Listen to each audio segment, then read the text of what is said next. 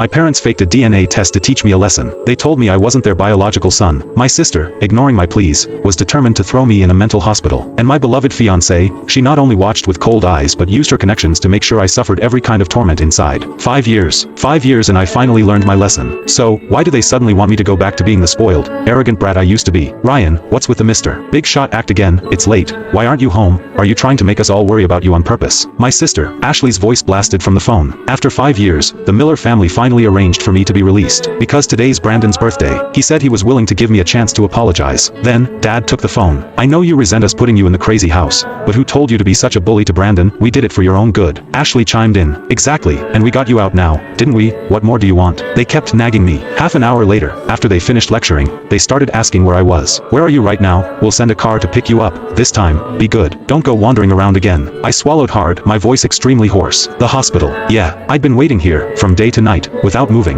There was a pause on the other end. Then, they yelled at me, even louder than before. At the hospital? Can't you get yourself home? Do we really have to come get you? It's not like you don't know the way back. Who are you trying to fool with this act? Are you still resentful of us? I knew you hadn't learned anything. I knew we shouldn't have gotten you out, but they seemed to forget. They were the ones who told me to wait here and not move in the first place. Sorry, Mr. and Mrs. Miller, Ashley, I didn't mean to. I apologized without thinking. They were stunned. Maybe they were shocked by my obedience, or maybe they were surprised by how I addressed them. 5 years ago, we were a close family. If it hadn't been for that DNA test, I never would have believed I wasn't their real son. Not when I looked so much like my parents. Whatever. They seem to have lost their temper. I'll have Ashley pick you up. I sat there quietly, letting the cold wind and hunger wash over me. Need a ride, buddy? A cab stopped in front of me. I shook my head, waiting for someone. Taxi after taxi left the curb. It wasn't until after 10 p.m., when the hospital was almost closed, that I still hadn't heard from the Miller family. Not a single message on my phone. The security guard took pity on me. You've been waiting all day. Why aren't they here yet? I'm about to get off work, and it's pretty isolated out here. It's dangerous for you to be alone at night. I just tugged at the corner of my mouth and didn't say anything.